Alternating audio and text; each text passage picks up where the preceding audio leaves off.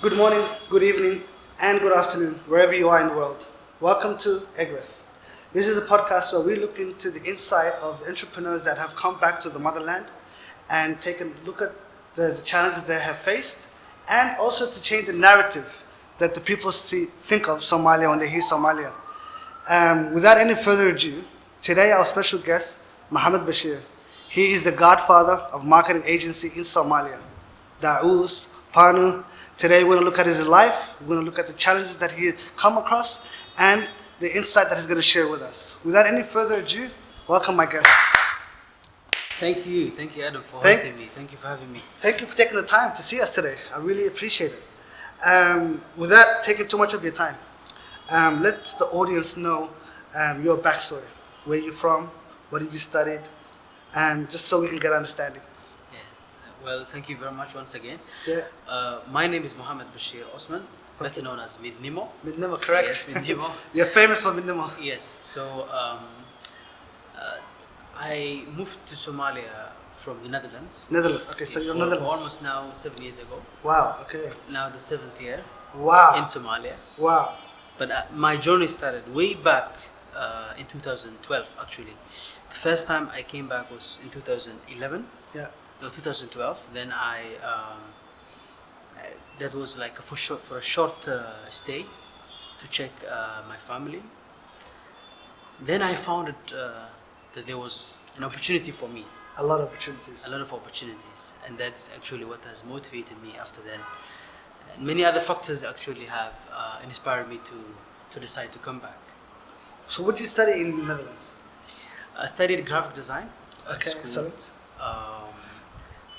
That was more technical compared to what I'm doing right now. Correct. Which is more business rather than art and fine arts. Correct. So that was my background. I studied graphic design. I used to do graphic design in my as a freelance, but also I used to work as a photographer.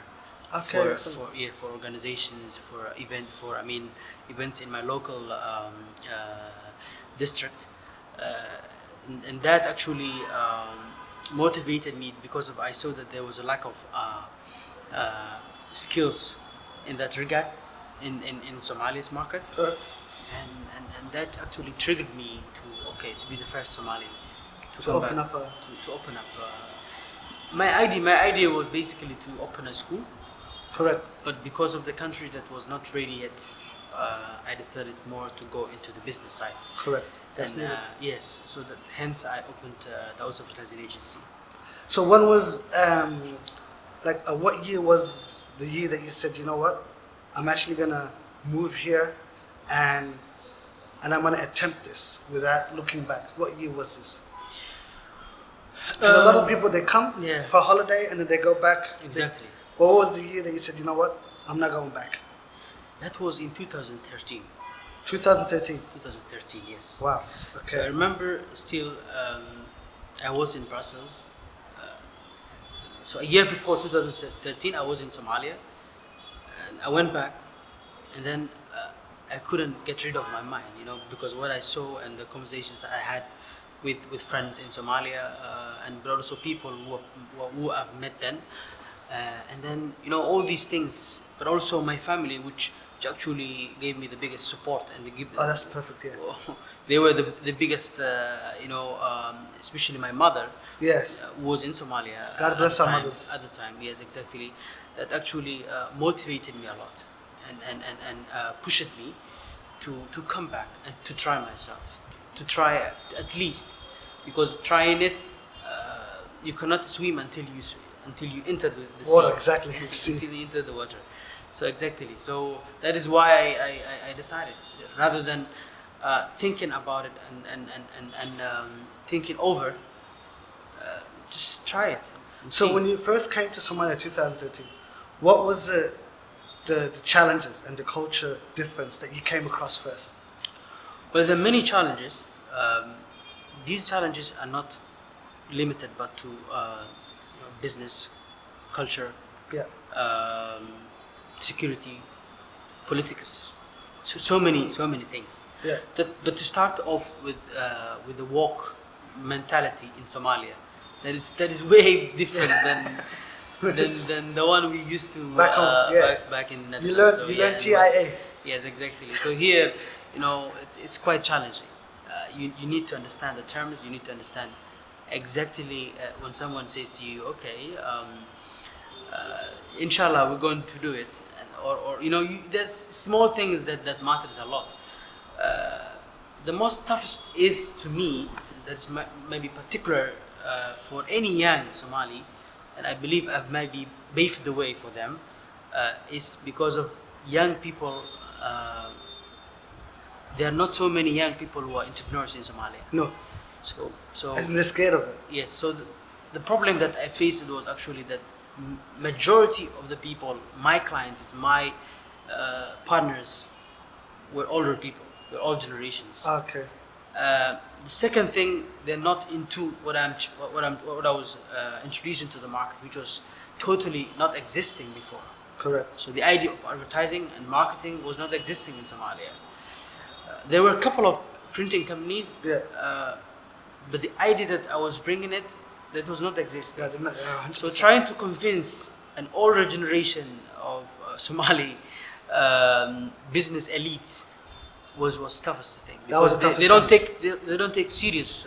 The young guys don't take them serious. Exactly, and that actually Was the biggest challenge? that was the biggest challenge at the beginning. The second thing is also lack of. I think in my aspect, I didn't have that challenge, but I have experienced that many people who started at the same time with me but didn't succeeded had that challenge, which is actually lack of financing. Yes. I was lucky to get backup from my family, but many people don't have access to finance. No. Yeah, that's a lot of things. That is a little bit, that's very painful to some people who have brilliant ideas and they can't. Yeah, they cannot execute because of money, lack of financing. That's so true. Yes. And there isn't places where like government subsidies or anything like that available. Not at all. Yes. You are lucky. Inshallah, one day though. Inshallah, hopefully. So till today, that is the biggest challenge in Somalia. The capital. Access to capital. Yes. So Somalia needs more, financing in order to realize many dreams many ideas, to put it on work. So that is one. The second thing is also, and I think this has been improved now because many diaspora are also coming back, returning to home.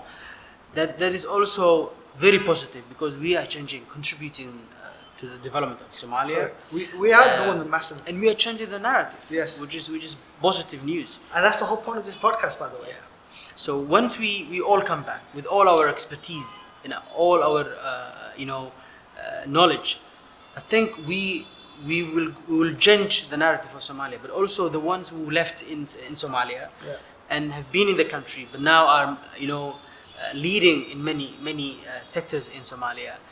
They need role models. They need Somalis who have been abroad, who have gained knowledge and expertise to actually enlighten them and open doors for them, because that will also tackle the challenges that we have faced many, including the cultural differences because of we are Somalis, but again we have different mentality and mindset, but also in terms of work, ethics, disciplines, then that's different than the ones that we have seen it in the country. That is so true. Just to kind of step back a bit in terms of the challenge, and I think they would want to know this, where how did you overcome convincing the elders? Because that is something a lot of young entrepreneurs are going through. Yeah. Do you have to, your Somali has to be good? Not necessarily. No? Not necessarily. Okay, good. So a lot of people thinking, how am I going to succeed if my Somali is terrible? Well, technically, first of all, to speak good Somali is a pretty requirement that will definitely make it easy for yourself. Correct. Living here. It will open doors It's just like if you go to Spain or let's say Mexico, and you want to trade, you have to speak Spanish. Yeah. So that is like very logic thing. Correct. If you go to Kenya, you have to speak Swahili. It will open doors for you. Correct. So the language, I don't see it a barrier, and Okay. it should never be. It should be an opportunity. It should be seen as an opportunity because it will only open many doors for you. So But it's not a challenge because if you understand the logic behind Okay. people's ideas and people's thinking, then you can talk whatever, you can communicate with them with whatever language that you speak. Correct. Whether it's Arabic or because here in Somalia, what I've seen is there are people from Syria, people from Yemen who have fled their countries, but succeeded starting business in Somalia. And some of them speak Somali. And some of them they speak Somali. Somalia, and they succeeded. So Yeah. that is an evidence that language is not the issue. Language is not the must. Huh? That is the gem right there. Yeah, because language is not an issue. If there is a will, There's a way. then I think you can succeed. So the will of power is very important. So now, my second question is, where do you see Somalia right now in the next 5 years? Somalia, from what I see now, is and behind us is developing. 5 years ago, 5 years back, None of these buildings exist. not even this building that we are currently Yes, doing correct. this interview was not existing. We are both witness to this. Yes. So I believe Somalia, and especially this area that we are now, will be changing. Correct. And Somalia will definitely, and we are very hopeful that Somalia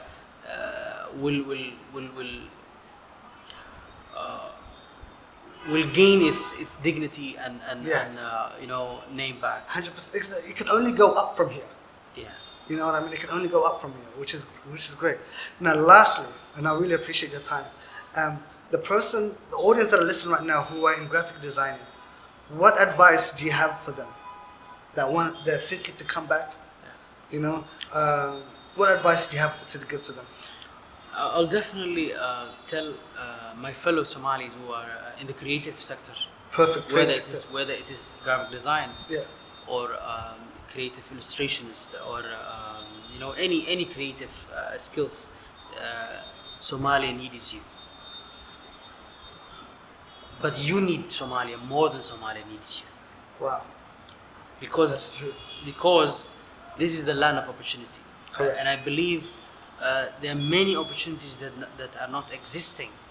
So what is better than starting your own thing from zero Yeah. if you have the will of power and you focus on that and you put into your effort, because without hard work you cannot, there's nothing, you cannot get nothing. Correct. So you That's have so to true. you have to work hard. So you on have to take the achieving- leap of faith. Yes. So I think Somalia needs all of us, and we need Somalia, all of us, more than the country needs us, because I believe even in the industry that we are, needs a lot of young people who are creative, because we miss these. It will open doors. For me, it took me so many years to open and to convince people. But if I had many Somalis who were in the same industry with me, it would have been easier for me, and I will do it. Now maybe it took me 6 years for certain things. I would have done it in 1 or 2 years. If there were many Somalis in the same industry with me in I Somalia. think the numbers helps. Of course, the numbers helps, because the more people that brought their skills back home, the more opportunity they will open. It's for them. Wow, that is so true. And there you have it, guys. Today, I hope you guys enjoyed this session.